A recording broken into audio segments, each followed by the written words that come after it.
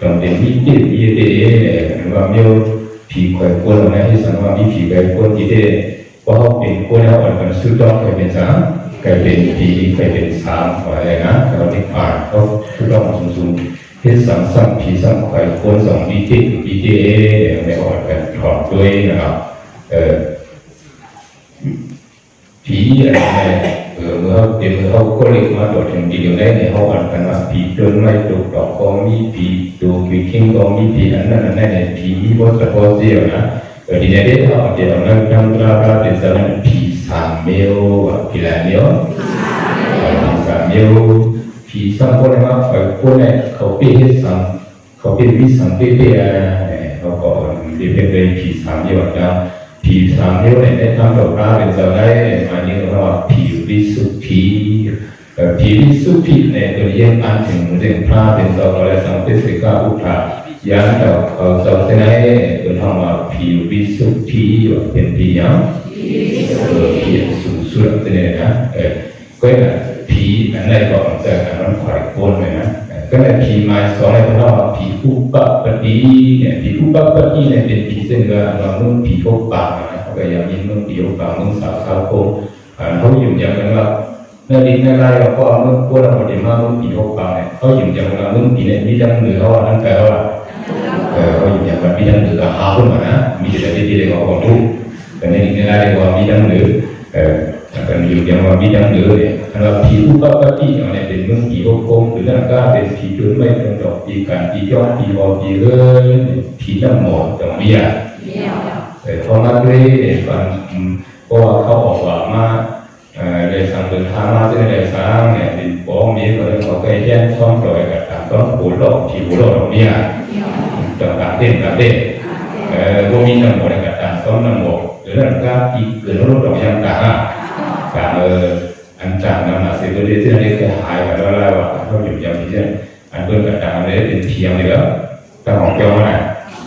ผีสองเลยในกฎของบ้านในผีเนี่ยเปล่าในกฎบ้านในผีสมมุติถูกปฏิบัติในเนี่ยผีเถื่อนผีโดยผีอยู่ร้อยผีก็ผีเจ้าเนี่ยเป็นหัวผีถูกปฏิบัติก็ได้ผีที่สามได้จะเป็นผีสมุติเป็นผีอย่าง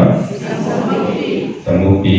ผีสมุติเนี่ยมันจะเป็นคุณเรื่องของธรรมะในเรื่องของจะได้เป็นคนสมุติกันก็อย่างสิเป็นไม่อยากที่มันส่งเสียในกฎบ้านในผีเดียวหรือนั่นก็อันเป็นศาสนาเขาจะก็เป็นผีเดียวหนึ่งอ่ะได้ก็เป็นผีสมุติหรือนั่นก็อันเป็นปอกเป็นนี้เขาได้ก็เป็นผีเขาเป็นอย่างเขาเป็นผีเขาแล้วสุดก็ว่ามีปอกมีเบี้ยกูก็ยาวอันเป็นปอกเป็นนี้เขาเป็นผีเขาเป็นผีเพื่อนเราเนี่ยอันนี้เขาเลยก็ประยุกต์จะไหน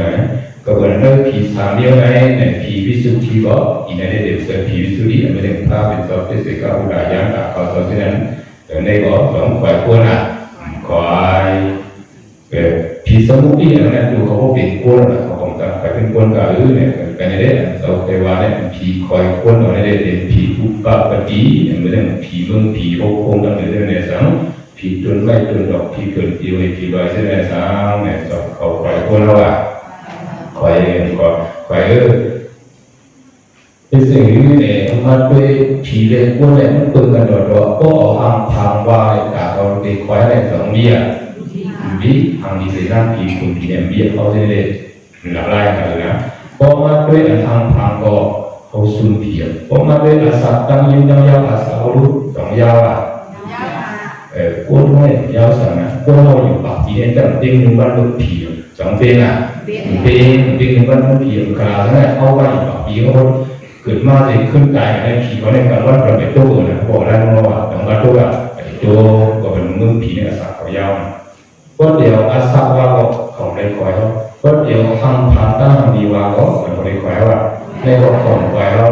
ก็เดี๋ยวเสียสิมาลุคอยเสียนะเสียสิก็ในของคอยเสียเนี่ยเสียสิมาก็เอาเหี้ยกูเหี้ยใส่เขาว่าคอยเขาเสียเนี่ยก็เป็นนะพอมาด้วยอันเขาเลยคอยเขาเลยมีสังลาเนี่ยรับตัวต่อปะหัวจะเป็นนิสัยการมีกุศลส่วนการมีกุศลนั้นผีมันมีเป็นอะไรการเป็นน้องสาวมี เมืองผีก็มีเป็นเราเมืองสามก็มีเกิดได้เมืองอภิสิทธิ์ก็มีเป็นเราเนี่ยก็เป็นอันการดีกู้สู่อันเอาว่าสู่เราว่ามันกันมันนำได้การวิปัสสนาอยู่ก็เป็นง่ายๆเนี่ยผีเขาส่งควายไว้ไม่เขาควายเราโยผีเขาก็ขออาสาเขาจะเลี้ยงเสียเขาเคยได้ขึ้นเส้นสิ่งเขาเก่าเขาเพื่อเนี่ยคนเนี่ยลงมามุ่งกวนเดี๋ยวมาด้านเนี่ยแต่เห็นไหนมาหรือมาด้านมาสุดยอดมันก็กายเอาก็เขาผีเขากายเอาเขาหนูย่อเขาขึ้นเมื่อกินอาสาเขาขึ้นยาตายที่เป็นผีอย่างกันเนี่ยแน่นอนในประมาณเป็นในพื้นราศีสาวเขานั้นเนี่ยก็วันผีเขาก็เลยขวายเขาง่ายอันน้อยอยู่บ้านเลยอันน้อยไปการร่างการดีผู้สุดการหน้าศีลภาวนาอยู่บ้านเมืองไหนเนี่ยก็เกี่ยวกับว่าเขาเห็นว่าเป็นอันการดีผู้สุดอันผีเขาขวายเนี่ยพอมาด้วยเขาเป็นคนเนี่ยจะมันการเดียการเดียอันการดีสิวันวันนี้มันควรแบบอันการให้สิวันก็มีมันควรก็ขึ้นกับสูงสุดในกฎที่มาthì cái này của mình có cái tiền này còn trở thành mông ala có mình là nhiều người còn nếu mông có là nó đi chủ họ nó đi sẽ hoa đi sẽ ao này tụi mà cái thìเขาkhông có để phải đó nàyเขาcó thu cần cả họ anh nếu thì còn cái nàyเป็นที่สามเนี่ยพอมาเป็นเงินพุทธะพระเป็นสาวเมื่อเป็นคนผีอยู่เมืองผีเส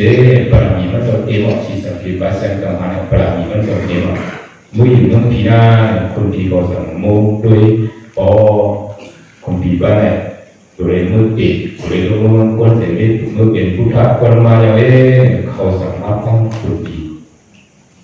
มาตัวมาปามันเจ้าเนี่ยมือพระเราเนี่ยมือมีอยู่มือผีว่ามาปามันเจ้าสั่งด้วยดวงหาเปิดด้วยดวงมันคนเนี่ยนี่อัลพระเราเป็นเจ้าของเนี่ยว่าดวงมันคนเนี่ยว่าเขาไปเจ้าเขาจะไปด้วยดวงหาเปิดเนี่ยเขาจะไปด้วยลงมาพวกไปสั่งดูการละด้วยเขายาเนี่ยเขาบอกเป็นพระภาษาก็ด้วยพอลงมือติดสังเกตเขาเป็นพระของยังไงหรือมึงว่าเจสาอีมันผสมด้วยการละพยายามก็ด้วยติดซาก็ด้วยมาดูอายุวิเศษได้แต่ก็ด้วยอาสามีมันจะได้เนี่ยมันจะว่าป่วยก็เสีย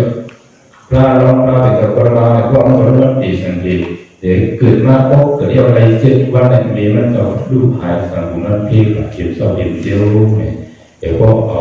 ช่วยมาสิเขามีปมมีเดือดถึงมันได้เนี่ยโอ๊ตแต่ละพระเขากราบเรียการมีการบ่มีการมีดีแล้วถ้าเป็นเจ้าในเจ็ดวันเป็นเมติมันเจ้าเนี่ยลูกหายไปมันเจ้าแต่พวกนักเรียนเนี่ยถ้าเป็นเจ้าทั้งในยาววนกลับเส้นไหนนะเป็นแน่เป็นก็ว่าผีเขาแต่ได้มาเป็นพระอะไรเขาให้ทุกเป็นมุ่งผีได้มาเกิดเป็นคนเองแต่มาเป็นพระอะไรก็เป็นนั้นเมืองคนอะไรเป็นดีเหตุการณ์ดีผู้สูงในอะไรกันต้องไปเสนอก็แม่ขอให้อันมาเนี่ยวันใดว่าควายนะอันถูกอีควายก็มีอันถูกอีควายก็สองมีอันเป็นทางดีสองควายอันเป็นเหตุการณ์ร่างนั้นดีสองควาย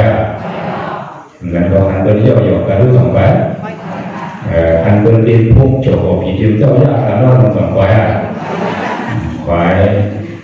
มาด้วยอันเป็นโมราณโมซาก็เข้าไปอันเป็นภาพกันก็เข้าไปอันเป็นแก้กันก็เข้าไปอันเป็นวิปัญญาทุกด้านของดิ้งของไร่ก็เข้าไปอันเป็นเรื่องการดีผู้สูงเป็นมันด้านโอ้ไม่ก็เข้าไปอันเป็นวิคู่ใจคู่ดีก็เข้าไปก็ไปทั้งหลงนั่นก็ได้ก็จะเข้าไปเบียงก็ว่าอันถูกดีนะถูกได้เสียอันนั้นถูกดีได้นั้นส่งหลงข้าเกินเหตุการณ์สังเกตมีโผข้ามีเมฆก็เมฆข้ามีตะกอนลูกข้าเนี่ยเกินหนักสองอีควายว่าอีควายก็เนี่ยข้าอะไรมันเกิดขึ้นในย่อสองนั่นดีอ่ะข้าอะไรมันเกิดขึ้นในเรื่องตะเกาเขาในเรื่องตะเกาเนี่ยเป็นพวกข้ากับผู้โคตรที่เราคุยกันข้าในเกิดดีเกินไปก็เกินซุ่มข้าในเกิดดีซุ่มไปก็ซุ่มข้าในเกิดดีเลยก็จีนันซุ่มเขาเนี่ยก็เป็นนั้นข้าในก็เขาดูไปกับกันควายคนดีอสุรามันไม่ดูใจก็มันข้าก็ดูกับซึกเนี่ยอยู่ใจน้อยอยู่ทั้งวัน บอกอะไรก็นั่นดิ้นสุดมาเลยโค้งนั่นสังวารุโค้งนั่นสังวาไอ้ซ้ายแบบเลยสังเกตว่าติ๊กซี่ของนั่นกว่าสิบรอบเขาก็ได้สู้มือที่เดียวนั่นเนี่ยเบียร์สุดท้ายเขาก็เลยติดกันทั้งคนดีมึงดีจะวันที่สามแล้วเขาก็อย่ามาเขาก็เลยติดกันนะมันสั่งว่าไอ้ซ้ายเมื่อก่อนหาได้ดูอีไรวันอีไรย่ออีไรเคลื่อนอีไรอันข้างเนี่ยเหตุการณ์สังเกตอยู่จำตัวกว่าอะไรทั้งคุยนั่นพวกเมื่อหาในมาของโคเมื่อก่อนอยู่ที่นั่นดูตรงนั้นเดี๋ยวมีอีอันเหตุการณ์ที่ขึ้นอย่างเหมือนซึ่งอีอันมีดอกข้างทั้งนั้นจะกัดแขนเป็นคนจัดคนแขนเป็นคนอ่อนหัวคนนามีนะก็เป็นนั้นเนี่ยพวกข้าในกองสองตัวนี้คอยพวกกินซีกินส่วนรู้ตัวนี้คอยเรื่องของเป็นสั้นต่างๆเราสุริยาก่อนในเป็นวันแรกขาในมีตัดติ้งเวลาเนี่ยติ้งรู้วัดซ้ำก็มีหนึ่งก็ฐานะจบก็ตัวก็มีฐานะจบก็ของก็ในของก็มีการออกก็มีอะไรมีติ้งรู้หลายเรื่อง3 เรื่อง4 เรื่องเลยนะไปติ้งรู้เนี่ยหลวงก็อยู่ยากแล้วนะยากเลยเขาก็อยู่ในซุ้มเขียนว่าเขาล็อกกับเลยนะติ้งรู้เนี่ยคนกินสดกินเสียได้พวกผมมาได้เพิ่นแผ่ก็เพิ่นนั่นสู้เนาะพวกผมมาได้ปอกแผ่ก็ปอกนั่นสู้เนาะอันไหนก็ต้องดูดีกว่าอย่าดีกว่าคนหลายคนนึงก็อย่าดีกว่าก็วันควายเนี่ยก็ดีกว่าเสียอันดีกว่าก็ต้องเลยควายอย่าดีกว่าก็มันเขามาเรียนว่าทุกท่าเป็นสาวเป็นรุ่งรัตติเมื่อปัญญามันจะคัดสารสงครามก็คัดสารการปรามีมาสีสังเกตไปแสงกำบังให้ก็เลยติดพระวานายอันในรู้สึกว่าดีควายมันจะว่าดีควายมันจะมีการใส่พระลงมกาเนี่ยสังเสริญว่าเรื่องมือปัญญาสิ้นสุดเวทานั้นของพระสุกมาในสิ่งมันกว่านึกปากคุยปาเดียวเนี่ยมันก็เลยคุยก่อนของมันจะปากกว่าก่อนที่พ่อมาให้ก่อนที่วันก็เนี่ยแต่ว่าก็เสียเลยมีสังเกตคนเลยกว่าต้นกว่าได้กว่าการก็อีกก็น่าเนี่ยมันจะไม่เสียจะยาวนิดเดียวปัญญาสิ้นสุดเวทาเนี่ยมันจะเป็นขันตึกขันยากาเป็นปีเป็นคนเป็นสัตว์เป็นเสือมาเนี่ยที่สันติไปแสดงกันมาได้เพราะว่ามันจะมีเม็ดกากระดูกหนาในสุกอมาเนี่ยตรงมันจะได้เสนอก็ผู้เสียแล้วเราพระเป็นสอนเนี่ยเป็นที่เขาขาดอีกอย่างเดียวเกี่ยวกับสอนไฟมันจะว่าไฟมันจะนั่งใส่ไฟซ้ำไฟนั่งใส่มันจะอยู่ดีอันพี่เขาควายเขานั้นมิสาในเรื่องเราหลักว่ามิการมีกุศลผมมาด้วยการมีกุศลและการมีแต่นาศีลภาวนาเสนาเนี่ยผมมาด้วยคนจากคนเราอยู่เศร้ากับอะไรจะฟังถึงนิพพานได้เนี่ยพุทธะพระเป็นสาวโคดาเวทธรรมะขันธ์เพียรมันสีเดียวนั่นเนี่ยตัวกลัวตัวเสียเขาโอ้กว่าอุคังคังเนี่ยสองหลอดออกให้นะหลอดออกให้นะเนี่ยวันนี้เด็กเขาถึงมาสู้เขานั่นอาจจะนิบะอิบุระนินั่นอิบุโดอันว่ามัลลาสูเนี่ยสุขสันต์มัลลาสูเกิดราหูในเสกแต่จำพุทธาอีแต่ก็เขาว่าเนี่ยสมมติคนมาเสียปีก็สบายยังเอาในหัวในเสกพอทำปีสีเหลืองยุ่เนี่ยมัลลาอะไรก็ได้ว่าใครยามว่าใครยามเปลี่ยนพันใครยามไม่ได้มีว่าใครอย่างนั้นเนี่ยว่าใครอย่างการไปอย่างว่าสักตึกไอ้พวกตรงนั้นแค่มาสักใส่ดีซื้อกัวก็เกี่ยวสักใส่ดีดัวก็เกี่ยวสักใส่ดีปั๊บที่เขาสักใส่ดุโกแล้วก็สักใส่ดีอย่างที่ว่าใครอย่างเนี่ยเขาเกี่ยวอย่างก็ว่าใครอย่างเนี่ยมันแค่เนี่ยเพราะว่าในก้างไก่ใครอย่างอยู่ก้างไก่ใครอย่างเนี่ยวิลาสัมฤทธิ์ต่างๆกลางกลางเนี่ยมีกิเลสมุนพองอีกมีกิเลสคือใครสอนให้เรื่องเนี่ยเป็นมังกรนิ้วนิ้วเนี่ยถ้าพระเป็นกาวพอไปแต่ก็นั้นไม่ได้เอาเดียวใครอยากแบบนั้นตอนนั้นจะกล่าวเขาว่าใครอยากไงนึงนะอาศัยสายมาลามันดาความได้ว่าพึกพอดให้เป็นใครอยากตามหมอว่าสอนหรือพึกพอดไหนเป็นใครอยากตามหมอตั้งหมอนตะกาวพอไล่มาหมอมาสิมันก็เรียกไล่ความเสนอสามไล่ความไปพลา ก็ไปคนละที่มีโซนเดินสามตั้งหมอขาดที่คนฟิตคนเดินสามตั้งหมอตะกตั้งหมอนุสรมาหมอมาที่โปรที่เปียวจะหมอมาที่สาวจะเนี่ยเพราะมันใกล้ขึ้นคนใกล้รับกันมันใกล้ขึ้นคนขึ้นอ่านมันมาเนี่ยบอกว่าใครมันขออย่างมันขอเพราะใครมันขอเนี่ยเพราะเป็นผ้าสองอีกท่านว่าเพราะเป็นก้าวคนนอกอีสังกัดพวกหมาก้าวหมาที่ใครของรุ่นตีไว้เนี่ยดูลงมานะตีตีปลาลงมาแต่อยู่ที่เป็นผ้าในกองมันกินในกองเดียวอีสังกัดเราเนี่ยว่าใครมันขอเนี่ยต้องมีสีเดียวว่าพวกคนเราอายุเห็นว่ามือหนึ่งดูดิเสียงบอกคน15 16 17หรือ30เดือนหนึ่งดูดิว่าอายุเห็นว่า56 11ต้องขอมาเสียพอมันขอมาต้องเสร็จที่เหมือนใจแล้วเสร็จที่เหมือนใจแล้วสังคมเสร็จที่เหมือนใจแล้วเพราะเขาบอกให้ขอนะแต่เขาก็ให้ขอมาผู้ดีผู้ได้ก็เป็นเขาเด็กก็ใกล้ทุกคนกันมาเดี๋ยวอย่างนั้นนะใกล้ทุกคนกันมาทุกคนมันจะรู้เลยไม่ยอมเกี่ยวเขาไม่เกี่ยวเขายังเขาบอกรามาหรือสิยังเขาบอกรายังขึ้นการขึ้นจ้องยังนั่งเราให้การรามาเฮ็ดบอกให้สองกลุ่มต่อสู้ก็ขนาดมือกำหนึ่งได้ก็ยังมันนั่ง5 วันพวกกำ2 วันกำ3 10 วัน10 วันได้ก็นั่งมา10 บอก2 บาทปุ่นนะไปดูด้วยเจ้าพ่อกันนั่งได้ทำ3 ปี3 เดือนเนี่ยก็ด้วยห้องเสน่ห์2 กลาสนะพวกกันแล้วการคนนั้นได้10 วันเนี่ย2 ใหญ่เจ้าพ่อใหญ่มันเป็นน้องใหญ่เจ้าพ่อก็เพราะนั้นเขาจะได้ฝึกปั้นกันนั้นหรือสิ่งนั่งใจเพื่อนกันนั่งใจจ้องมือกว่าการนั่ง10 วันมือกว่ายาวเนี่ยพอมือของเพื่อนต้องดูมือพึ่งกันนะเพราะว่าเพื่อนคือเราอันนึงกี่ได้ของเขาของร่างนึงพอ10 วันคนทีมคนละกลุ่มทุนอะไรเนี่ยให้มันส่งขอเดินพอเดินลงทำมาก็ยาวไว้ต่อถึงปีมากว่า10 วันพวกคำไว้มากเขาขึ้นใน3 ป่าพวกชาวเนี่ยให้มันขอนำเอาพวกใครมันขอเนี่ยเมื่อหลุดมาเสร็จที่หลุดมาพันมาเสร็จที่นาเนี่ยมันเปลี่ยนเงินใส่เขานะแต่ก็เป็นนั้นการถามคุณใครว่าต้องไปพระสโกนะคุณใครว่าเพราะเขาอยากมือมาอยู่ในเขาบาดซ้อมเท่าไรสินะพอมือเธอต้องพึ่งปั้นเป็นก้อนในสิ่งเนี่ยเห็นดิโอ้นั้นการถามโอ้นั้นสองมันดีแล้วว่าแต่ก็ใครในระยะพึ่งป้อนแบบนั้นพึ่งปวดต้องได้ว่าก็คือห้องหมอนห้องพึ่งเนี่ยความแบบร่างซื้อกับยางนี้กับยางอะไรเนี่ยมาเขามาอยู่กันเนี่ยมาไว้กับสปอร์อะไรจีคือเสียงพึ่งในห้องหมอนพึ่งในหัวของหมอนเยอะซื้อยางอะไรมาจีก็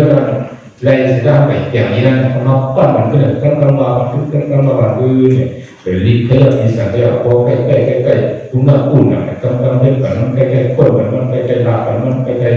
ตุกขึ้นมาเนี่ยไอ้ลิขิตกอลีสังเกตกอลีเนี่ยมันเปลี่ยนเรื่องเนี่ยก็เป็นนั้นตามหมออันหมอไอ้คือสังเกตตัวนั้นเนี่ยเขาจะได้ใกล้คือปั้นนั้นเนี่ยก็ใส่เส้นนั้นใครมันติดขอใส่ที่ไรก็เป็นนั้นถ้าเราเรียนว่าอาศัยสายมารามันดาเนี่ยคือป้อนเนี่ยเป็นขยะตามหมอหนึ่งนะก็เนี่ย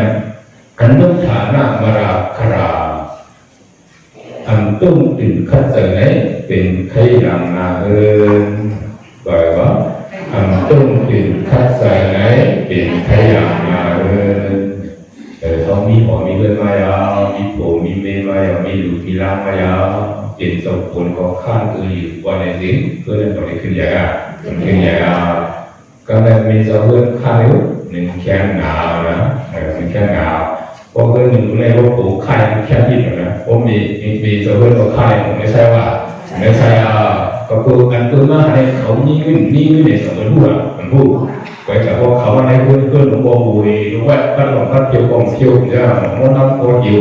แต่หวานกว่าลาบเนี่ยเป็นดีกันนี่โปรเซอร์ที่นี่มีเซอร์มีเซอร์ก็คือนั่นขึ้นมุสเนี่ยมันอีกมีเซอร์ตรงนั้นนะโปรเซอร์เนี่ยเป็นคนนี้อย่างนี้ก็คือนั่นว่าต้องติดขั้นใจอยู่เสียอันว่าต้องติดขั้นใจอยู่เสียที่โปรเซอร์ก็เลยเขาเป็นคนมาเขาเดี๋ยวหาเงิน แต่มีแปลว่ามีเก็บเก็บโทรในก็เป็นคุณพันก็ซ้ายเอาในก็เรื่องเก็บเก็บโทรแต่ก็แค่นาก็ต่อเพื่อนม้วนดีนะก็แค่นาต่อเพื่อนม้วนดีได้ก็เก้าใจเก้าเหนือหรอกคนใจก็เก้าตั้งนั่งก็ขึ้นเก้าตั้งเนี่ยเกี่ยวกับการรู้ของเก้ากันง่ายอ่ะเก้ากันง่ายเดี๋ยวเนี่ยเสียงพุ่งเสียงมาพอฟังหนึ่งที่นั่นฟังได้กับผู้ดีผู้กองนะนั่นไงก็เป็นไง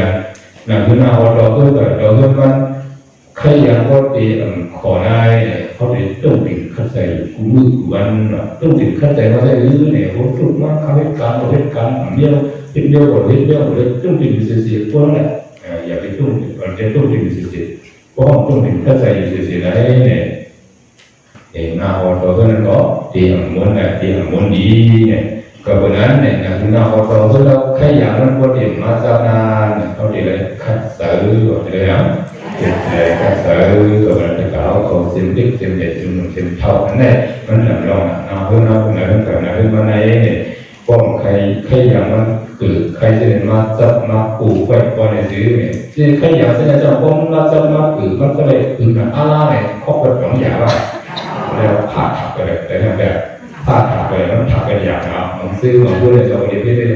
ถักกับอย่างนะถักกับอย่างนะก็เป็นเขาเลยตุ้มถึงคัดใส่เสีย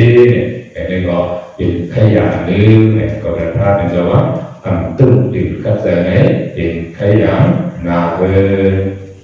ก็ในขยะหมายสามเนี่ยมาลังบนนัสสะก็เสสามเนี่ย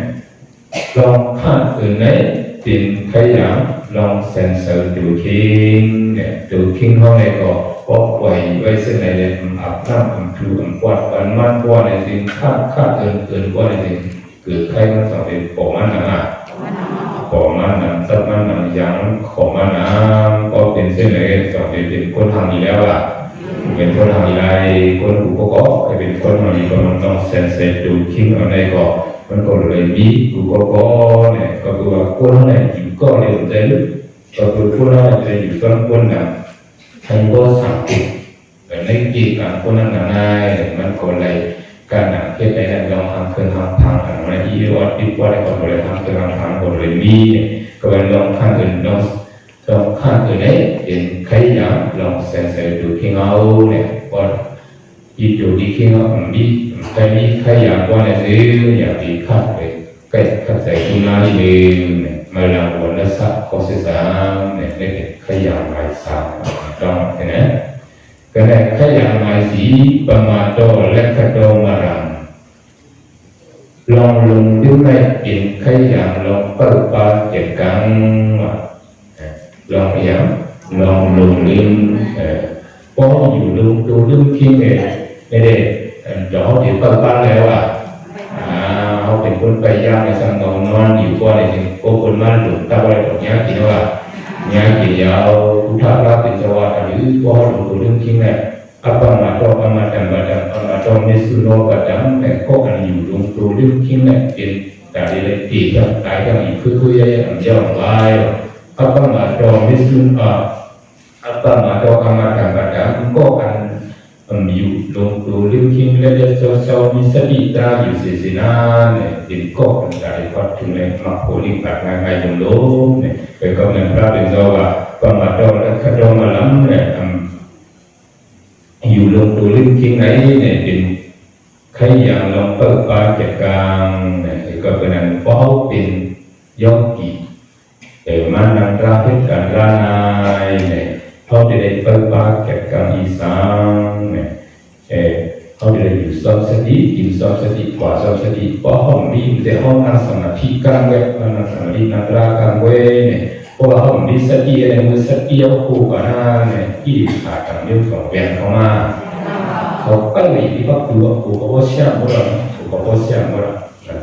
มีสติที่ปักคือมันสติที่แบบสติทิ้งไว้แบบพอสติเขาเองนักที่ในที่ปักคือนั่นบางคนเนี่ยพวกที่สัตว์ใจดิวในสองเวียนเข้ามาใส่พวกตุกในเดือนมืดกับตุ้งที่มันเดือนมืดอีกการใส่หนังโลมาพอเราพาเจ้าว่ามาหน้าที่ดิสาตะการที่ดิสาเขามาเสียนมาอุ่นอยู่ไว้ยังพักอยู่นั่นเว้ยการได้อย่าพอสติทิ้งไว้เพี้ยตามมันไว้เขาจะได้สั่งเขามา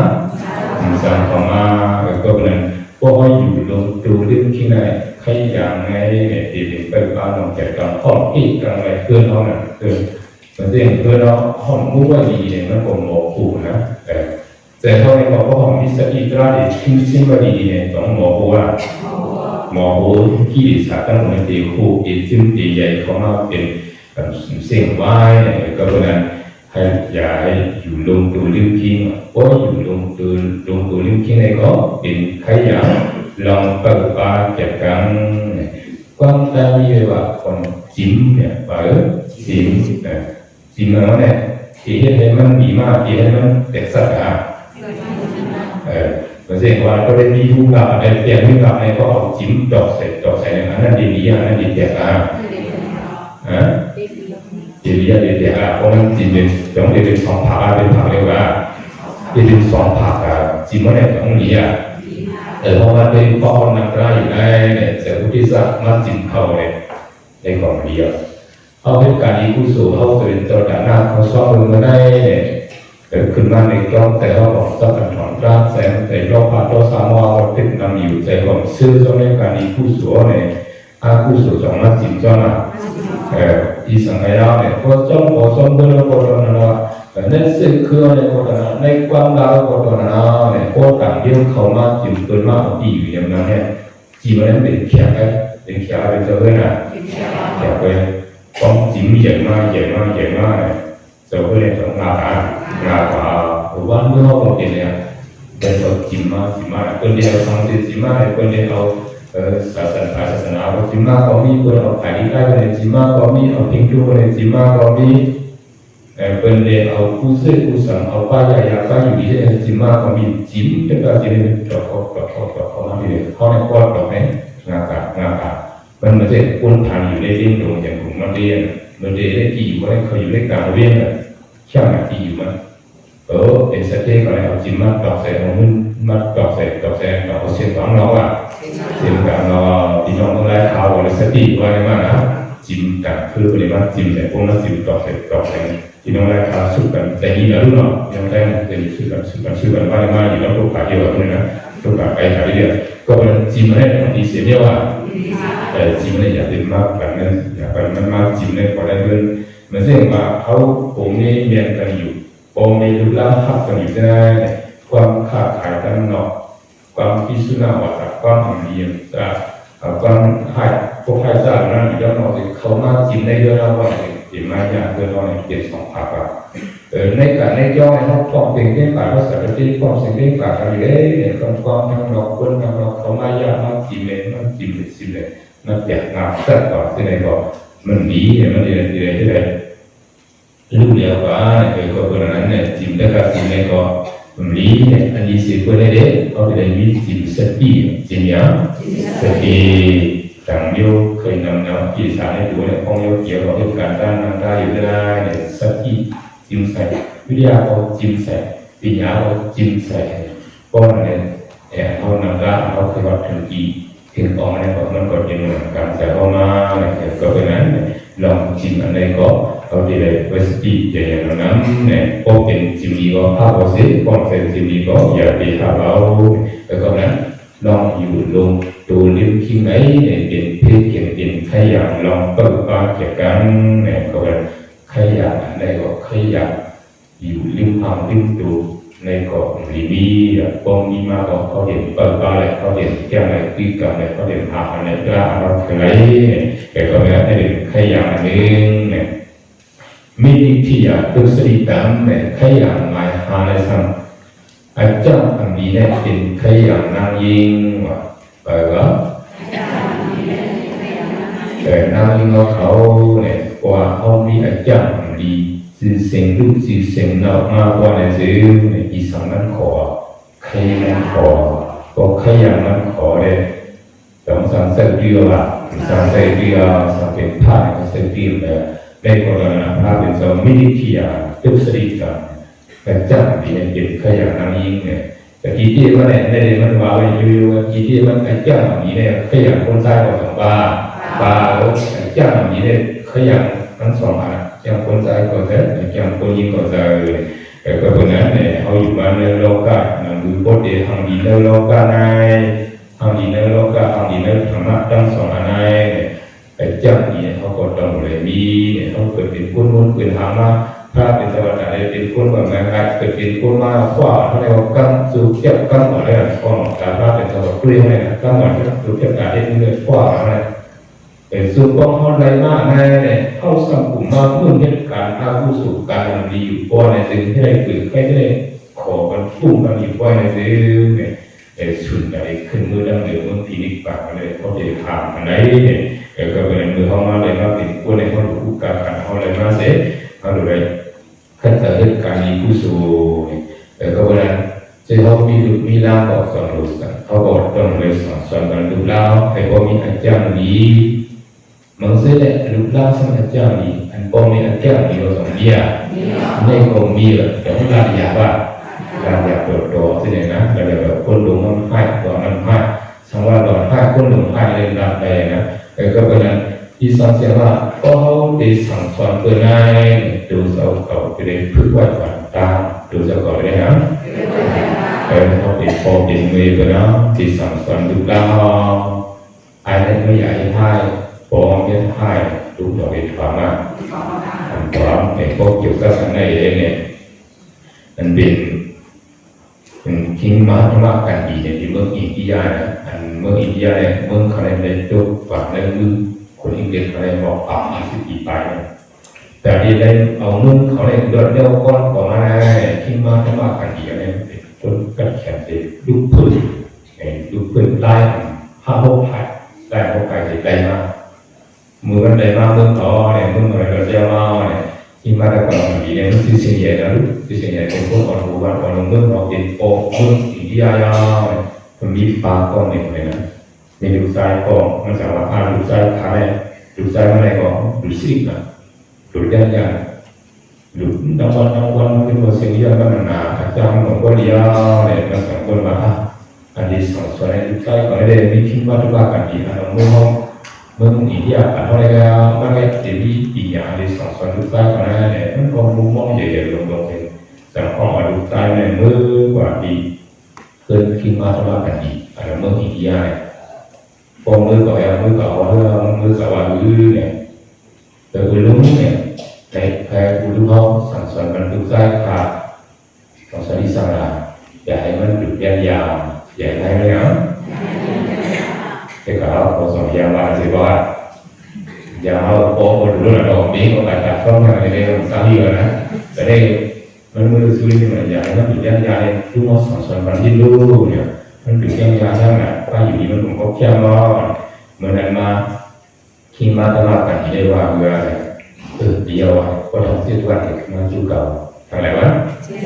แต่มันสั่งสอนสั่งสั่งสอนสั่งเดียวทำเสียวันไปมาจูเก่าเป็นไงตัวได้ทำเสียวันก่อนหน้าอะไรก็ขึ้นเขาดูออกใจมันมาที่ทางก้าวมันก็ไปจุดรู้คำว่าแบบว่ามันมั่ววงสั่งสอนนั้นก็ในขาขึ้นมาในเสียวันระหว่างมาเผื่อเสียวันมาที่มันมากันดีก็คือมันสั่งว่าเดียวก็ได้สั่งสอนทุกเมื่อแบบนี้นะทำดีๆนะไอ้ใจตีเมื่อไหร่ก็ไม่อยากบีบยันยานาต้องขึ้นกับความนั้นขึ้นกายนะว่าตีเมื่อไหร่ก็ไม่อยากบีบยันยาวนามือแรงอย่างนี้นะจากบ้านหลักไร่บ้านหลักไร่พวกมันว่าไหนก็ต้องในบ้านก็คือแต่หลังที่เราเนาะรู้หมดกันแล้วก็มันง่ายๆมันก็เลยทำไปอย่างไรวะมันเลยไปเป็นเส้นวันอย่าดีอยู่ด้านยาไปเป็นเส้นวันก็เนี่ยรู้กันสั่งว่ามือปวดมาเส้นวันมือมาดูก่อนเส้นวันนั้นเขาติดอยู่ด้านยามาที่อย่างนั้นเขาติดอยู่ด้านยาดูเนี่ยส่วนเมื่อมาลานเนี่ยก็การสั่งสอนเมื่อเกี่ยวเส้นวันมันมาลานเนี่ยถึงเมื่อไรก็จะแค่มาเนี่ยหรือว่าอะไรก็อยู่เส้น3 เส้นก็หลุด3 อัน3 เรื่องนี่เนี่ยก็ย่อมอยู่เนี่ยมือว่าเขาเรียกขาดที่แบบมือว่าอะไรอย่างเงี้ยมาอะไรตรงนี้เราก็คงรู้หรอกจังหวะสั่งสอนอะไรสั่งสอนอะไรมันแค่ว่าที่นี่พอเขาที่สั่งสอนคนนั้นดูเจ้าเขาก็ดูเลยคือการมองตาพอดูเจ้าเขาที่ก็ไม่สั่งสอนคนอะไรสองทีอย่างอ่ะอย่างในของมันว่าอะไรมันว่าไม่เกี่ยวกับเรื่องนั้นเลยเนี่ยมีมันกดใจกันนะอีกทีมันก็ มือพ่องเนี่ยมันก็ดึกยันยานแต่ก็เป็นนั้นเนี่ยเอาเป็นปอกคนเป็นคนกูก็เป็นยอกี่กูก็เป็นพ่อมือของมืออะไรสังสรรค์ลูกใต้เราเขาใช่ไหมเนี่ยให้เขาจะได้เอาเส้นที่ไล่อีกไล่คนนั้นเอาเส้นเลยสังสรรค์กันลูกเรามันก็ให้ลูกเราเป็นสาวคนหนึ่งสองเส้นแล้วบางเส้นลูกเราเป็นขาดีผู้สวยเขาเป็นท่ายเนี่ยถึงตั้งใจสมัยการคุยที่เราวิเป็นการท่ายต่อกันมีเส้นผมมีมาแต่เส้นจริงหรือลูกเล่าเขาเป็นผู้สูงก็มีมันก็จริงหรือพ่อแม่เขาเป็นผู้สูงก็มีมันก็จริงหรือลูกเล่าเขาเป็นผู้สูงก็มีเนี่ยแต่เนี่ยว่าเกี่ยวกับเรื่องการดีนะเนี่ยเขาที่แบบเนื่องวีเนี่ยพระเจ้าดีไหนเป็นขยันนางยีป้องหมกเจ็ดโมเนี่ยจะได้หมดสองดีอ่ะหมอหกหมอห้าหมอคนทุกคนกายหมอได้รู้สึก3 versi kayak itu sama versi itu sifat yang mungkin yang saya yang mana beli ya mungkin malahnya kayak tu nak kampor tu itu kita nak kampor ane kemudian ni pun mana anak ikan yang punya anak mi pun mi kalau kampor ni kan mi lu sai mana yangเป็นเมาลงนี่ฮะมาลงใครเรียกที่เหมือนอย่างสอบขอในหัวนะมาลงใครเรียกเราเข้าไปก็เราเข้าไปก็ไม่รู้ใจก็เดี๋ยวก็มันก็เขาว่าการเอาให้คนเราเข้าไปก็มีเรื่องอะไรก็เปิดเงินเขาก็เนี่ยก็มีเรื่องที่เราเข้าเนี่ยก็เราเข้าใครก็เป็นแต่เราไม่คืนที่เราเข้าเนี่ยเดี๋ยวเราไม่แต่มีเรื่องก็เลยมันก็ดึกส่วนใจมันหาของนี่พอมันก็ติดส่วนหลายมือหลายว่ามาอะไรมันก็มันจะมาหรือเดี๋ยวมันก็เลี้ยว่าคายทุกสายของนี้เนี่ยก็อาจจะย้อนความคอเพราะว่าคายเล็กๆเนี่ยคนยิ่งก่อนคายคิดซึ่งก็คายเอาเลี้ยแต่ว่าในนี้จะอื่นเผาในมือนะเนาะเส้นใครเป็นหน้าบอกข้างหน้ามันมาใส่เส้นไม้มันอยู่อะไรกันเนาะมาใส่เส้นไม้มันหน้าอื่นเผาก็ได้ว่ามันมาใส่เส้นไม้ก็theoเขาเคยเป็นหน่อยเป็นน้ำเสาเขาได้ทำงานให้เมื่อเขามาใส่สินไม้ว่าหน้าเนี่ยดีสินไม้บอกปากเนี่ยก็พอมีโอกาสปากก็เนี่ยเราปากก็มาสู้กันได้ว่าพอมาสู้กันได้เราเจ็บเกิดจิตหน้าบอกข้างนั้นก็เนี่ยคนเราทำสักก้อนดูใจมันลงกายตัดต่อก็ดีที่เรียกว่าเรียกให้ปากก็เนี่ยดีที่เรียกว่าเรียกมันจะว่ามันจะมาว่าคนไหนมาคือมันว่าเนี่ยน้าเขาต้องปากโกะอย่างนั้นเขาติดปันมือหมอกอันเนี่ยติดปันมือหมอกอะไรกันเนาะหมอกกันนะหมอกอันเนี้ยสื่อท่านเนี่ยก็โคไม่ก็อะไรไม่หมอกก็เป็นมือเยอะมากเขาติดปันกลุ่มหมอกแก่สื่อท่านเนี่ยเอามือกว่าเอามือกับผู้โกะมือกับเสือดีเนี่ยลุมลาวว่าถึงมาเลยพวกเขาตาพวกเหลือแน่ขึ้นเอากลุ่มหมอกแน่เลยทั้งสิบพันเนี่ยมันออกมาตัวมันบอกอะไรขึ้นมาสู้เก่ามันได้มาสักทีเกี่ยวกับที่ผมน้ำก็เลยเป็นน้ำข้าวขอเป็นน้ำออกคำเขาปากก้อนใจมือก้อนอะไรใจมือกลุ่มหมอกอันเนี้ยกลุ่มอะไรเสร็จดีเนี่ยนั่นทำไม่ได้ยังสิบพันหมอกหกเมตรมีอะไรเมตรเมตรอันเนื้ออย่างนี้ไอ้เรื่องน้ำข้าวขอเนี่ยแต่เขาเอาลูกหล่ออย่างไรเนี่ยอันนี้ก็เป็นพวกหรือมาโยกพวกหรือมาก็น้ำก็อะไรก็อ่อนมันรุ่นรุ่นนี่ขึ้นมาว่าคนนั่งกูว่ามันจะเคยเป็นน้ำข้าวพวกนั้นกันเลยก็คนกันว่าเราคนแต่ก็คนรุ่นว่าอะไรว่าด้วย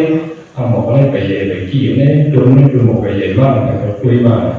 ก็เลยถึงดีพวกเลยมาพวกหรือว่าเนี่ยเห็นว่าเขาขึ้นเชียงกันเลยที่เราดีบอกหรือวันกันออกมาขึ้นออกมาที่นี่นะออกมาขึ้นหมอกที่นี่เธอก็ออกมา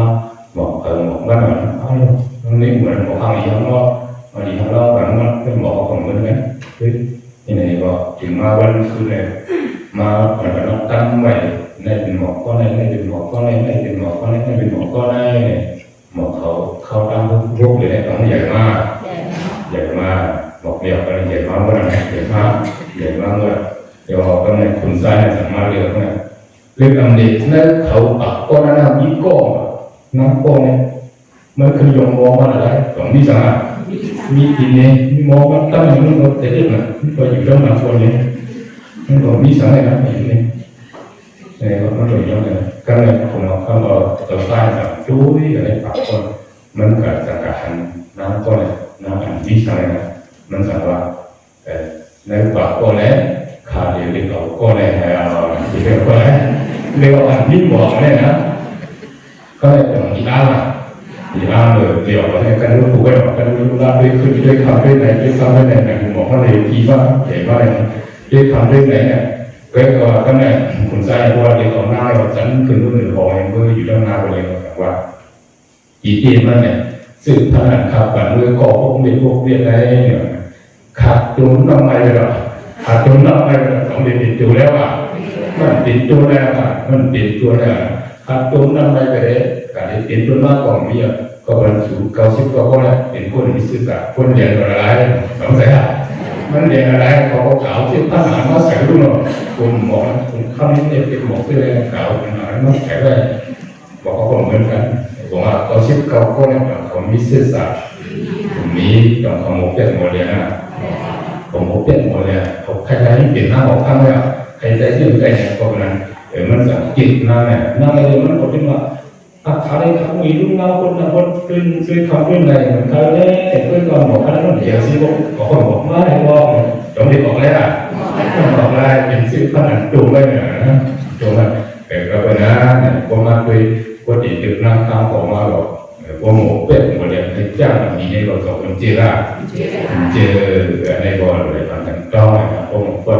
ป็ดหมดเลยในก็เป็นต้องการตัวหนึ่งเทียบกันนึงแต่ในเด็กเป็นใครอยากขอที่ละวิธีอยากตุกสริกันเจ้ามีในเป็นใครอยากนางยิงนางยิงพอดีคำนอนดึกสื่อเสียงตู้อุสุกุมาอันเลือกใช่ไหมเนี่ยมันเป็นเจ้ามีเลยก็เป็นนั้นเนี่ยพอใครมาหอเราเพิ่มฝันนะหอเราไม่เจ้ามันมาก่อนในซื้อเนี่ยก็เด็กทิ้งดูทิ้งแต่เราเสียอยู่ซ่อมอีกเด็กซิขายอยู่ซ่อมซื้อเสียงเอาเนี่ยพอเสร็จเนี่ยใครอยากให้มันขอพวกใครอยากหมดเป็นหมดเลยขอมาในบอกต้องประเดี๋ยวเงาอ่ะส่วนเป็นเงานะเป็นเดือดเงาเนี่ยก็เป็นใครอยากขอที่โบอ่ะไม่เสียแต่ตรงนั้นเนี่ยลองทีเดียวไหนเป็นใครอยากถูกการว่าลองทีเดียวไหนเป็นใครอยากถูกการก็เป็นในภาพที่เราสื่อก็เดียวลองทีเดียวไหนพอทีเดียวเนี่ยจะมองได้ทัดทุนทัดดูว่าทัดทุนทัดดูเนี่ยอันเขาดูด้านเนี่ยจะบอกใครว่าดูด้านเนี่ยก็ได้สั้นสูงได้เคยเขาหลักในความในศาสนาเลยว่าดูด้านเพราะเราทำในคนเราตัวนี้เราพีกันว่าอย่างพีกันกินพีกันเจ้าพีกันไว้พีกันโม่ปีนี้เขาโม่มากที่เขาเรียกว่าผมปักแกงแค่ในเขาโม่น่ะเขาพีกันเกินเลยเพราะพีกันเกินอะไรต้องเป็นคู่สัวเดี๋ยวเราสอนกันเกินเขาเลยคู่สัวกันพีกันอยู่แล้วที่อยู่เพื่อนเราเนี่ยมันก็อยู่หาก็ห้องไก่ก็เลยไปอยู่แต่ถ้าหาก็อะไรมันติดการหน้าคู่สัวดังนั้นสิว่าการหน้ามีในการที่ต้องมีเรื่องอะไรคู่อีคู่เอาเนี่ยเราเชื่อมันกันนะเพราะฉะนั้นการเรียนนั้นเชื่อคู่นั้นไม่เชื่อมีกันที่เสียเนี่ยนะนี่ก็เป็นอันนี้มาเชื่อมันตัวนั้นไม่ใช่เขาหันคู่อะไรอันนี้มาเอาไอ้รู้ก็เป็นเขาเรียกชื่อว่าแต่นี่ก็ต้องเรียกคู่สัวในก็เป็นอันนี้เพราะอันนี้เรียกคู่นะแต่นี่ก็เป็นคู่สัวเขาเป็นอันต้องถีเหนียวเนี่ยเป็นขยันอย่างผู้หลุดดานก็ที่ถูกดีได้เพราะมันถีมันอยู่มันซื้ออยู่แต่ก็เพื่อสมัยนึกคำมันหามาได้แต่ที่ซื้อกันเนี่ยก็เพื่อหันถึงว่าเขาตั้งเขาหันถึงว่ามันสิ่งเนี่ยตัววัวเขาด่าเหมือนกันว่าเนี่ยก็หันถึงว่ามันสิ่งเลยก็หันถึงว่ามันไหลเลยเราเขาจะหันถึงพัฒนาถ้าถึงพัฒนาก็เพราะนั้นเขาหันถึงว่าพอหันเขามีเขาโค้งของที่อยู่กันได้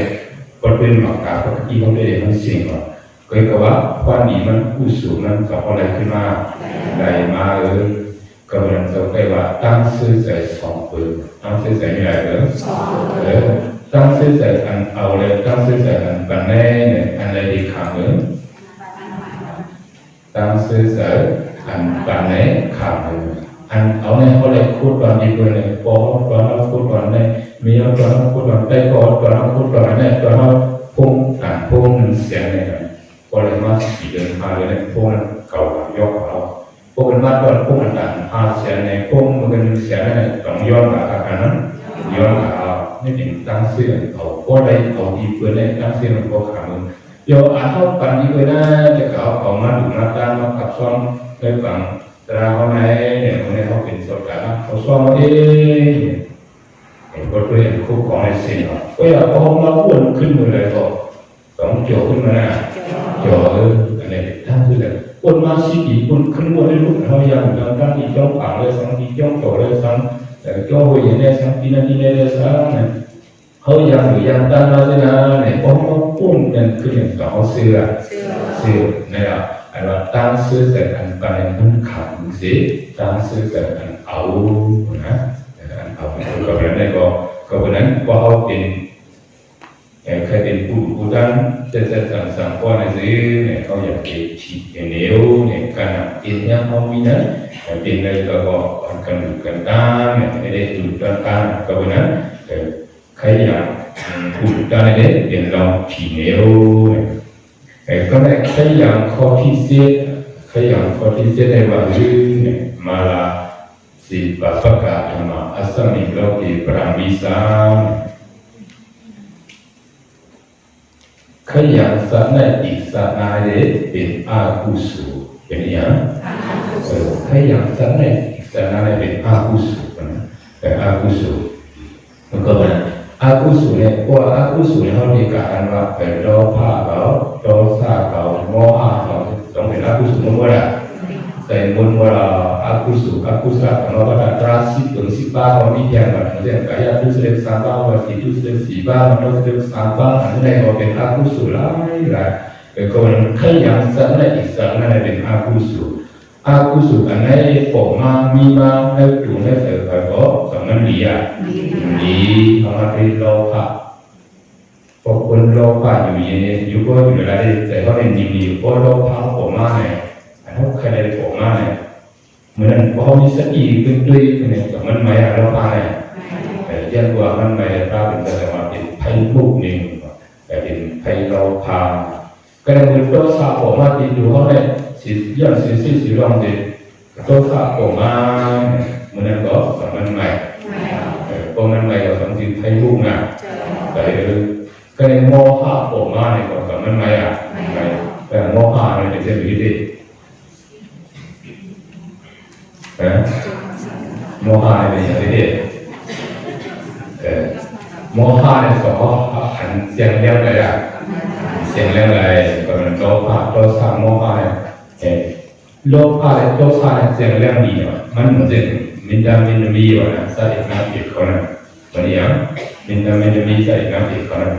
ก็อย่างโมหะเนี่ยสมัยอยู่ด้านหลังเลยเป็นไตรสามัญเป็นสังเป็นไตรสามัญเนี่ยโมหะเนี่ยเพราะเขาด้วยเป็นโมหะที่สุนคุมรุ่งกันสำคัญเชื่อว่าที่จึงใจแน่เป็นอวิชชาเป็นโมหะเขาเป็นเดียวนะแต่ก็เป็นแต่ที่ผู้โลภะเขาง่ายแต่ที่ผู้โทสะง่ายก็แต่ที่เป็นผู้โมหะรู้ยากเลยอันนี้ยากก็เป็นเฉพาะอวิชชาแต่ก็เป็นโลภะโทสะมันไม่ได้มีขนาดโมหะเนี่ยเป็นคนจันทร์เสกมันคนอย่างนั้น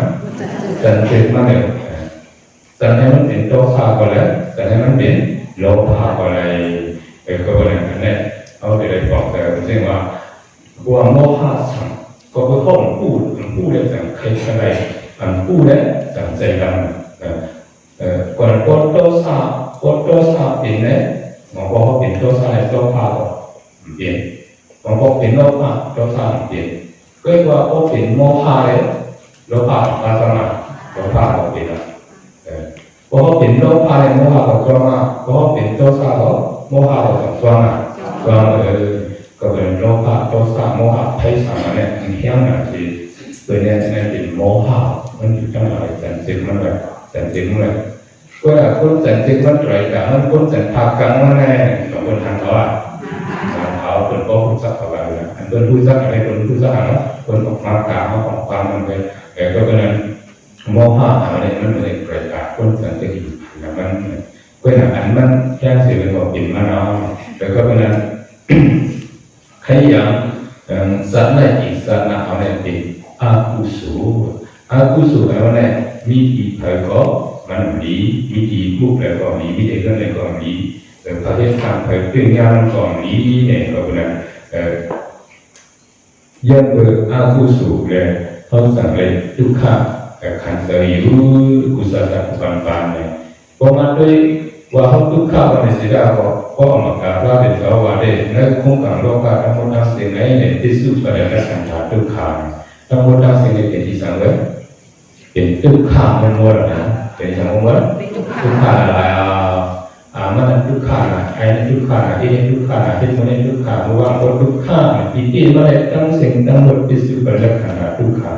แล้วสิ่งทั้งหมดเป็นก่อนทุกข้าแล้วก่อนตาพระเป็นสาวะก็เป็นอันนี้ก็เรียกกันต้องว่าขยันสันนิอิสนาอะไรเป็นอาคุสุก็ในขยันก็มันสุดในyang ada domalam dalam awisa paramamarantiเนี่ยขยันสังสารสัมเป็นอวิสาเป็นยังอวิสานั่นสองตัวมาหมุนหลายเป็นยังอวิสาตัณหาเป็นได้ก็นะครับซ้ำๆกันนะkemudian bahwa hal ini ni perlu diawasi yang lain periksa ni kalau bolehkan vipassana boleh tidak? Okey awisa yang lain vipassana boleh tidak? Jadi vipassana nanti sehingga boleh yang dia tahu kan mahir kan kau tasibkan awak nak berfat sementara kalau vipassanaคือใครพูดลองเป็นลองรู้นึกดูเขาเส้นในมันเป็นการจัดเด็กก็เป็นขยันสัมสลาขยันสาเนี่ยขยันสัมสลาเนี่ยก็เป็นอวิสสะนะอวิสสะเนี่ยได้ก็มันเป็นอย่างไรตัณหาเนี่ยความใจเรียกว่าใครใดความใจเราเรียกว่าตัณหาเนี่ยมันเข้าอย่างไรเนี่ยโกกังตัณหาเกิดเลยว่างไว้กูอันเลยขันต้องกูขอว่าหรือโกกังตัณหาเสเลยว่างไว้กูอันเลยขันต้องกูขอสังเสที่ในพวกตัณหาเสจะตัณหาไม่ใครใดเมื่อตัณหาเสว่าเสกินในก็ต้องเลยกินกันมาอย่าเสกินในก็อย่ากินในก็เป็นเอาอันดีกว่านะครับอย่าไปกินในก็มันกินมันกินนะเพราะต้องแต่น้ำอย่าไปกินมันกินไม่ใช่กินเจ๊กว่าก็ต้องเล็กกว่าแต่น้ำใช่ไหมครับ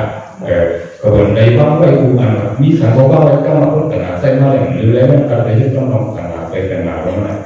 ก็เป็นอันแรกนี่เนี่ยเป็นเนื้อมหายานของตัวรู้เนี่ยวิสัยอ่อนก็มาสู่ดิสยานตาในเป็นมหายานของแต่มาที่มาดูเขาว่าได้มาชุพลาเป็นเสาในกันนะมาชุพลาเป็นเสามาชุพลาเป็นเสาว่าจะรู้อย่างว่าเขาขาใครนิป่าเขาขาใครนิป่าเขาใครนิป่าคำว่าเขาใครนิป่ามาชุพลาเป็นเสาเขาคือเขาคาเฟ่เนี่ยคาเฟ่ใครนิป่าเลยก็ในพระเป็นเสาว่าว่าเมื่อใครนิป่าได้ผลอย่างสร้างวันตั้งขึ้นเนี่ยกี่เป็นอย่างเก่ากี่เป็นอย่างเอาเปลี่ยนเลยวันที่สองก็ใครเลยนิป่าเขาเนี่ยพอป่าดีว่ากัตตะจะสกายทิฏฐิเนี่ยอันว่าเขามีเขาของเขาอันนั้นพาสุเขาว่าคือวันนั้นคือเนี่ยเขาอยู่ตรงเขาเนี่ยคือตรงไหนคือตรงเขาเลยเขาตรงเขา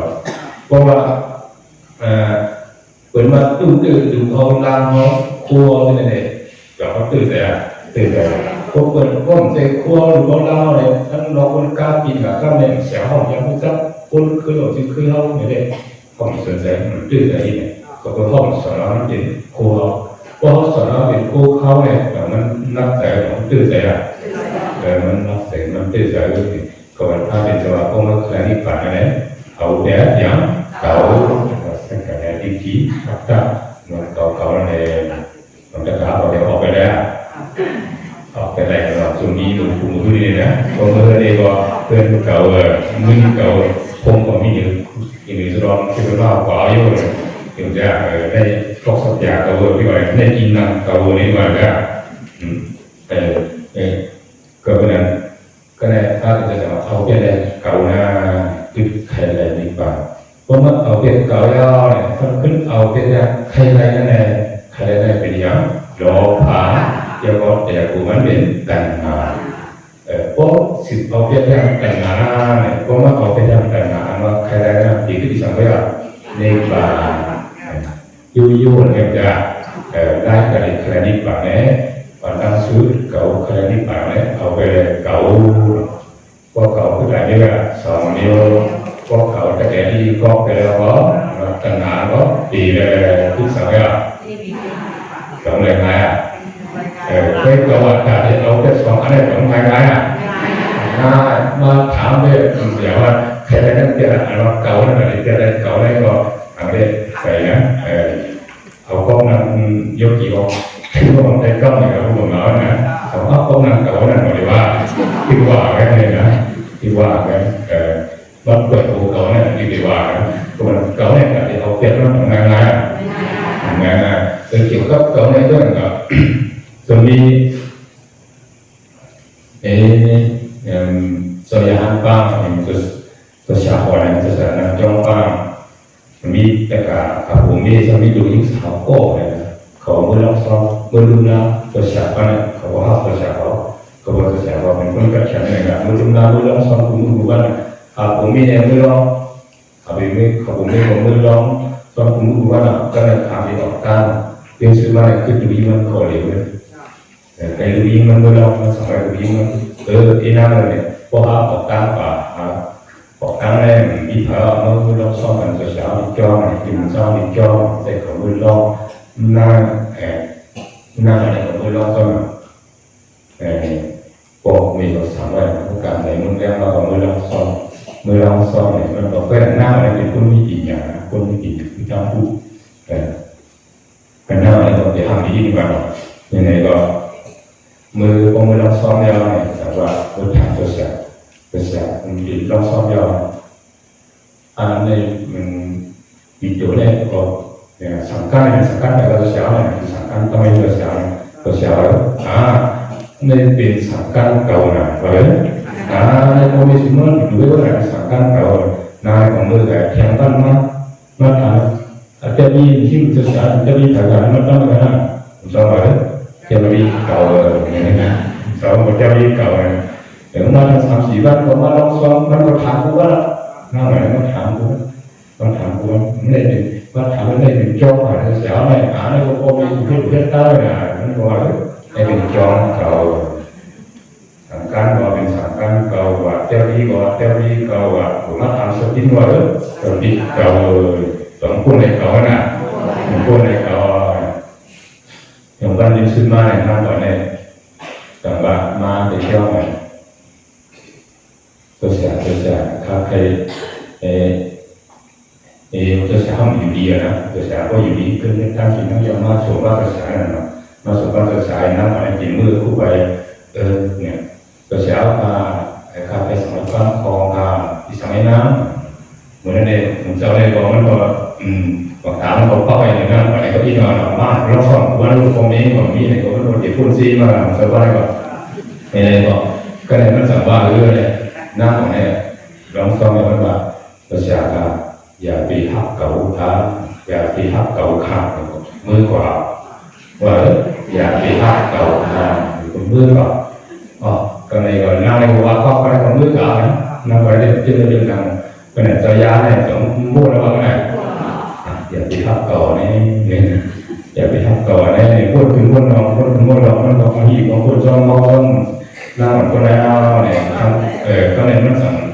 เกี่ยวกับสังขารถูกย่อมันรู้ทำให้ดีด้วยเนี่ยถูกย่อเนี่ยรู้ทำให้มันบาดอย่าไปทับก่อมันใกล้ความที่อะไรเนี่ยนะก็เนี่ยหน้าเนี่ยสั่งขึ้นมาดีย่อมันแสดงจะว่าคำนั้นย่อของไหนก็จ้อสติกว่าสังกัดกว่าจ้องก็ทักษะแค่แต่ที่หลงจ้อนั่นก็คือเยอะๆอยู่นั่นเนี่ยอันข้าเทวะอย่าไปทับเก่าเนี่ยต้องว่าทับพันนั่นต้องว่าอย่าไปทับเก่าเนี่ยตั้งเก่าเนี่ยป่วยเลยเหมือนโซยาเนี่ยถึงการอดในสมัยกลางนะถึงดูมาโอเสถียรไงเขาเป็นมุนโซคนที่ว่าเก่าอยู่ดีๆก็คือนะเนี่ยพวกใครที่ผ่านการสื่อสารกันเนี่ยเก่าเนี่ยก็ถูกปรับต้องรู้ปีไปแล้วรู้ปีไปให้มันได้ก็คือนะเก่าเนี่ยเขาก็เป็นการเราเนี่ยเขาเป็นย่อมกันถ้า ada yangแบบว่าจะนึกมาก็เป็นก็เนี่ยไม่ใช่ตัณหาเสียตัณหาแค่ใดเนี่ยกันมันพระเจ้าสิกิสาประมาโรกะโยกะเป็นการโรกะอันพวกไพ่คุณอันนี้ไงเป็นโยกะต้องไปโยกะอย่างโยกะต้องไปโยกะต้องไปก็เป็นขยับสัมสระอันนี้กาบอนเป็นขยับสัมสระอันนี้ต้องไปเนี่ยเพราะว่าต้องไปเท่าที่บอกแต่ว่าเขาต้องไปกินข้าวการทำมาไม่กินข้าวคำต้องไปข้าวคำก็ต้องไปข้าวคำเอาการเรื่องในโยกอีกว่าเนี่ยแต่ถ้าซาผมขึ้นอย่างเราบอกนะมันเรียกเนาะมันเรียกพวกนี้จะเสียยากเสียงกว่าอะไรนะก็นั่นเนี่ยบอกแต่ว่าอะไรบอกแต่ว่าต้องไปทำกินได้แค่ไหนที่มาเนี่ยแล้วตัวอะไรเขามีไอ้พวกตัวว่ามีภาษาตามีตัวละใช่ไหมมันต้องไม่ตัวตาหรือตัวหัวต้องไหมอ่ะตาตัวหัวต้องไหมของหัวต้องไหมเพราะตาเนี่ยพูดไปอันนี้อันเชี่ยวเนี่ยเสียน้องนาบ้านหรืออันเชี่ยวพวกขับก้อยมาหรืออันพูดจริงจังเขาบอกพูดเชี่ยวหรือคุยดูเขาหรือคุยดูตัวเนี่ยตาเนี่ยต้องไหมอ่ะอันนี้ตาเนี่ยต้องไหมตาต้องไหมตาต้องไหมเยอะต้องไหมเขาแต่ด้วยคนพูดเชี่ยวเนี่ยก็เป็นต้องไหมเยอะก็เลยหูอะไรรู้ต้องไหมสิ่งวันวันเพราะสิ่งนั้นทราบมันต้องไหมอ่ะต้องไหมมันต้องไหมสิ่งวันเพราะฉะนั้นหูอะไรก็เป็นต้องไหมเป็นตัณหาเยอะๆนะไม่ใช่ดูป้าตัณหามีนะดูป้าตัณหาต้องไหมทางสัตตะตัณหาต้องไหมสิ่งเหมือนกันถ้าตัณหาคุณเราเนี่ยอันนั้นไอ้คุณเยอะๆเลยเพราะไอ้ดีเนี่ยเขาเกี่ยวก็น่ะไอ้ด้วยไอ้ความเนี่ยเขาเกี่ยวกับแต่เขาคงมองขยันไอ้ด้วยไอ้ความเป็นสิ่งนั้นเนี่ยบอกว่ากันถ้าตัณหาคุณเราอะไรก็ต้องไปเลยนะเราจะต้องไม่รู้อ่ะใช่ที่รู้ต้องไปอ่ะในแค่ต้องไปก็ดีอยู่เดี๋ยวกี่วันนั้นเดี๋ยววันมาเขาของเรื่องของลูกกินกันดีด้วยต้องเหมือนเขาเรื่องป๊อกๆกันเนี่ยบริจาคเขาเรื่องป๊อกๆมันจะตุ้มโม่ใครป้องแม่เนาะป้องกันอยู่เจ้าของเดี๋ยวกี่ได้ชิ้นเสียอยู่เนี่ยไปตรงนั้นกินเขาเนี่ยในเสรีพูดนะสังคมเพศยังผิดผู้นี่ใช่ไหมเหมือนวันนี้เราพูดสังคมเพศยังผิดใช่ใช่ไหมเหมือนวันนี้มันผิดใช่สังคมเพศยังไม่ใช่ไหมที่เราเนี่ยต้องไหมอ่ะต้องไหมนะต้องไหมทำไมอันนี้ที่เราเนี่ยต้องไหมจริงอ่ะต้องไหมจริงเมื่อเราอยู่กันต้องไหมจริงเนี่ยจะมันหมดยุกะมันหมดยุกะก็เนี่ยมันแต่ที่ดิสานเนี่ยมันหมดที่เรายุกะติ้งมาเนี่ยจะว่าพอดิ้นว่าเนี่ยมันคู่กันมันหมดยุกะเสร็จแล้วเนี่ยขับปักได้ห้องได้กินมา3-4 เดือนแล้วเนี่ยพวกมากินบ้านมันตั้งซื้อมา2 วันวันเปิด2 วันมา2 ยอดมายิ่งเดี๋ยวกี่เขาบริษัทเขาตั้งเขาปักวัน2เขาปักเปิดวัน3มาเลยเคยป้องว่าป้องมาอย่างเมื่อวันตั้งเขาปักหมดเนี่ยใจก็แบบเพิ่งมากเปิดวันที่4มา2 ที่เรียกว่าที่เนี่ยปักเนี่ยก็เป็นใจพูดเนี่ยเพราะว่าด้วยนี่เนี่ยปักวันที่1ของเขาวันหรือวันที่2เขาใส่วัน4เนี่ยวันที่3มาแค่วันที่4มาแค่บริษัทอะไรแค่เขาปักเนี่ยคุยกับว่าคนอื่นมันหวานว่าเขามาด้วยกี่นายเนี่ยอายาสาพัก2 เดือนอายาสาพักนั่นยอมสิอันเปลืองเนี่ยเดียวแต่คนเราต้องดีกว่าแต่คนเนี่ยวนขึ้นวนลงมาอยู่ในจอวนตั้งแต่จอมีอยู่แต่จอคนเดียวจอเดียวจาวันเนี่ยนะแต่คนเนี่ยดีกว่าเขามาด้วยกี่เนี่ยพักเนี่ยเป็นอันเดียวเป็นพักเนี่ยอายาสามันเกิดสังเกตว่าคนอันว่าวันที่4เนี่ยห้องหวานอะไรคนอ่ะพวกไก่ย่างพักตรงมากี่เดือนของหวานอ่ะคนเรื่องหวานอายาสาพักเป็นเพื่อนไปกับคนนู้นเป็นตรงนี้เนี่ยเป็นกันหนาละคนนั้นดิ้นเท่าไรบอกมันก็มุดมักเนี่ยมันต้องในสิ่งเรียนหวานในเนี่ยก็นั้นถึงนั้นก็คนที่ว่ากันหนาที่เนี่ยแต่ดูว่าเราคุ้นตัวเนี่ยมันเรียกว่าเขาซื้อโค้กอันคนอยู่ยังไงบางทีเขาเคยดูโดยพวกเสียวันพวกชีวันเช้าแล้วว่าของเคยตื่นยาวเคยตื่นยาวอะไรอย่างซื้อเนี่ยหลอดแบบพูดเรียกไงคนนั้นใส่ว่าเนี่ย